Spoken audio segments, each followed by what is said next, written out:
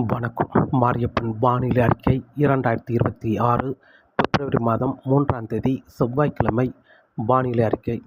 வானிலை அமைப்பு: கேரளாவுக்கு மேற்கு பகுதி லட்சத்தீவு அருகே ஒரு காற்று சுழற்சி நிலை கொண்டுள்ளது. இந்த நிகழ்வு கேரளாவுக்கு அதிகாலை நேரங்களில் லேசான மழைப்பொழிவு, கடல் ஓரங்களில் ஓரிரு இடங்களில் மழை கிடைக்க வாய்ப்பது. அதே வேளையில் மாலை இரவு நேரங்களில் ஓரிரு இடங்களில் கேரளா உள்பகுதியிலும் மழை கிடைக்க வாய்ப்பது. இந்த நிகழ்வு மேற்கு நோக்கி பயணித்தாலும் அடுத்தடுத்த நிகழ்வு லட்சத்தீவு அருகே காற்று சுழற்சிகள் உருவாகி கேரளாவுக்கு மழை கொடுக்கும் விதமாக நிகழ்வு அமையும் என்றும் எதிர்பார்க்கப்படுகிறது. அதே வேளையில் இன்று கர்நாடகாவுக்கும் அங்கங்கே மழை கிடைக்கும் என்றும் எதிர்பார்க்கப்படுகிறது. அதே வேளையில் இலங்கையில் தென்கிழக்கு பகுதியில் காற்று சுழற்சி நிலை கொண்டுள்ளது. இந்த நிகழ்வு மெல்ல முன்னேறி வரும். பிப்ரவரி 4, 5, 6 தேதிகளில் இலங்கைக்கு தெற்கு பகுதி வழியாக மேற்கு நோக்கி பயணிக்க வாய்ப்புள்ளது. ஆனால் சற்று தாமதமாக 5, 6, 7 தேதிகளில் இந்த நிகழ்வு மெல்ல மேற்கு நோக்கி பயணிக்க வாய்ப்புள்ளது. இலங்கைக்கு தெற்கு பகுதி வழியாக குமரிக்கடல் வழியாக நிலநடுக்கத்தை ஒட்டியே மேற்கு நோக்கி பயணிக்க வாய்ப்புள்ளது. இதன் காரணமாக இந்த நிகழ்வு பிப்ரவரி 4, 5, 6 தேதிகளில் தமிழகத்தில் மழை கொடுக்கும் விதமாக நிகழ்வு அமையும் மற்றும் எதிர்பார்த்த நிலையில் சற்று தாமதமாக பிப்ரவரி 5, 6 தேதிகளில் தமிழகத்தில் மழை கொடுக்கும் விதமாக நிகழ்வு அமையும் மற்றும் எதிர்பார்க்கப்படுகிறது. அதற்கு முன்னதாக இன்று பிப்ரவரி மாதம் 3ஆம் தேதி செவ்வாய்க்கிழமை பொறுத்தவரை இன்று அதிகாலை நேரங்களில் தென் மாவட்டங்களுக்கு லேசான குளிரும், வட மாவட்டங்களுக்கு சற்று குளிர் அதிகரித்தும் கிடைக்க வாய்ப்புள்ளது.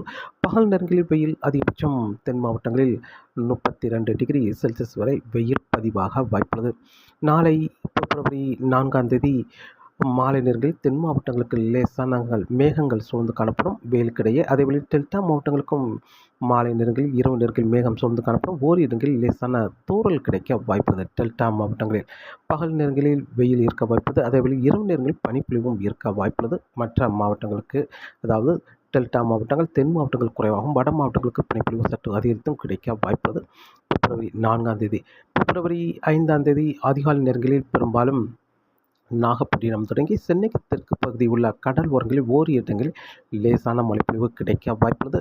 அதே வழியில் வெயில் வந்த பிறகு படிப்படியாக மழைப்பொழிவு அதிகரிக்கும். பெரும்பாலும் விழுப்புரம், மேலும் செங்கல்பட்டு இந்த கடல் ஓரங்களில் மழை கிடைக்க வாய்ப்புள்ளது. கடலூருக்கு தெற்கே தான் உள்பகுதியில் மழை கிடைக்க வாய்ப்புள்ளது. பெரும்பாலும் கும்பகோணம், அரியலூர், பெரம்பலூர், கள்ளக்குறிச்சி இந்த இடங்களாம் லேசான மழைப்பொழிவு கிடைக்க வாய்ப்புள்ளது. அதேவேளை டெல்டா மாவட்டங்கள் முழுவதுமே மிதமான மழையாக கிடைக்க வாய்ப்புள்ளது. அதேவேளையில் மாலை இரவு நேரங்களில் தென் மாவட்டங்களுக்கும் மழை கிடைக்க வாய்ப்புள்ளது. பெரும்பாலும் கோயம்புத்தூர் தெற்கு பகுதி, கரூர், நாமக்கல் இந்த இடங்களுக்கு தெற்கு பகுதியில் மழை கிடைக்க வாய்ப்புள்ளது. அதற்கு வடக்கே பெரும்பாலும் மழை கிடைக்க வாய்ப்பில்லை. சென்னைக்கு தெற்கு பகுதி உள்ள கடல் ஓரங்கள், அதற்கு டெல்டா மாவட்டங்கள் முழுவதும், மத்திய மாவட்டங்கள், தென் மாவட்டங்கள் முழுவதும் மழை கிடைக்க வாய்ப்புள்ளது. பிப்ரவரி 5ஆம் தேதி லேசான மிதமான மழை, மிதமானது சற்று கனமழை வரை மட்டுமே கிடைக்க வாய்ப்புள்ளது. பிப்ரவரி 6ஆம் தேதி தென் மாவட்ட கடல் ஓரங்களிலும் மேற்கு தொடர்ச்சி மலை உள்பகுதி ஓரிரு இடங்கள் மட்டுமே மழை கிடைக்கும் என்றும் எதிர்பார்க்கப்படுகிறது. பிப்ரவரி 6ஆம் தேதி இரவு முதல் குளிர் மீண்டும் தொடங்க வாய்ப்புள்ளது. பிப்ரவரி 7ஆம் தேதி முதல் மீண்டும் குளிர் படிப்படியாக அதிகரிக்கும். பிப்ரவரி 8, 9, 10 தேதிகளில் கடுமையான குளிர் இருக்கும். அதே வேளையில் வெயிலும் அதிகரித்து காணப்படும். அதிகபட்சம் 34 டிகிரி செல்சியஸ் வரை வெயில் பதிவாக வாய்ப்புள்ளது. பிப்ரவரி 8, 9, 10 தேதிகளில் மீண்டும் 11ஆம் தேதியிலிருந்து குளிர் மட்டுமே இருக்க வாய்ப்புள்ளது. 12ஆம் தேதிக்கு பிறகு மேலும் ஒரு நிகழ்வு 7ஆம் தேதியே சுமத்ராவுக்கு ஒரு காற்று சுழற்சி வந்துவிடும். அந்த நிகழ்வு மெல்ல முன்னேறி வந்து பிப்ரவரி 12, 13, 14 தேதிகளில் முன்னேறி வரும். அந்த நிகழ்வு பிப்ரவரி 12ஆம் தேதியே தென் மாவட்ட கடல் ஓரங்களில் ஓரிரு இடங்களில் லேசான மழைப்பொழிவு கொடுக்கும் விதமாக அமையும். பிப்ரவரி 13ஆம் தேதி டெல்டா மாவட்டங்கள், தென் மாவட்டங்களுக்கு மழை கொடுக்கும் விதமாக லேசான மிதமான மழையாக கொடுக்கும் விதமாக அமையும். பிப்ரவரி 13ஆம் தேதி ஒரு பரவலான மழைப்பொழிவு அமைந்தாலும் பிப்ரவரி 14ஆம் தேதி கடல் ஓரங்களில் ஓரிரு இடங்களில் லேசான மழைப்பொழிவு கொடுத்து நிகழ்வு மெல்ல மேற்கு நோக்கி பயணிக்கும் பொழுது மேலும் ஒரு நிகழ்வு முன்னேறி வந்து கொண்டிருக்கும். அந்த நிகழ்வு பிப்ரவரி 16, 17 தேதியில் தமிழகத்தில் மழை கொடுக்கும் விதமாக நிகழ்வு அமையும் என்றும் எதிர்பார்க்கப்படுகிறது. அடுத்தடுத்த காற்று சுழற்சிகள் இணைப்பு சுழற்சியாக மேற்கு நோக்கி பயணிக்கும் என்பதால் பிப்ரவரி 12ஆம் தேதி தென் மாவட்ட கடல் ஓரங்கள், பிப்ரவரி 13ஆம் தேதி டெல்டா மாவட்டங்கள், மத்திய மாவட்டங்கள், தென் மாவட்டங்களுக்கு பரப்பில் கூடுதலான இடங்களில் மிதமான மழை, ஓரிரு இடங்களில் மிதமான முதல் சற்று கனமழையாக கிடைக்கும். பிப்ரவரி 14ஆம் தேதி தென் மாவட்ட கடல் ஓரங்களில் மழை கிடைக்கும். பிப்ரவரி 15ஆம் தேதி சிறு இடைவெளி கிடைத்தால் பிப்ரவரி 16ஆம் தேதி முதல் மீண்டும் மழைப்பொழிவு படிப்படியாக அதிகரிக்கும். டெல்டா மாவட்டங்கள், மாலை நேரங்கள் தென் மாவட்டங்கள் முழுவதுமே பரவலான மழைப்பொழிவாக கிடைக்க வாய்ப்புள்ளது. பிப்ரவரி 17ஆம் தேதி தமிழகத்தில் ஒரு பரவலான மழைப்பொழிவாக கிடைக்க வாய்ப்புள்ளது. பரவலான மழைப்பொழிவு கிடைத்தாலும் வட மாவட்டங்களுக்கு ஒதுக்கி டெல்டா மாவட்டங்கள், மத்திய மாவட்டங்கள், தென் மாவட்டங்களுக்கு ஒரு பரவலான மழைப்பொழிவாக கிடைக்கும் என்றும் எதிர்பார்க்கப்படுகிறது. பெரிய கனமழையோ மிக கனமழையோ கிடைக்க வாய்ப்பில்லை. மிதமான மழை, ஓரிரு இடங்களில் மிதமான முதல் சற்று கனமழை, இப்படிப்பட்ட மழையாக வரும் நாட்கள் கிடைக்கும் என்றும் எதிர்பார்க்கப்படுகிறது. நிகழ்வு நெருங்கி வரும்பொழுது பனிப்பொழிவு விலகி இருக்கும். நிகழ்வு கடந்த பிறகு பனிப்பொழிவு தொடரும் என்றும் எதிர்பார்க்கப்படுகிறது. அதே வழியில் வரும் நாட்கள் தரைக்காற்றும் படிப்படியாக அதிகரிக்கும். இன்று பிப்ரவரி 3ஆம் தேதி தென் மாவட்ட கடல் ஓரங்களில் மட்டுமே லேசான தரைக்காற்று, அதேவேளை கணவாய் பகுதியிலும் லேசான தரைக்காற்று இருக்க வாய்ப்புள்ளது.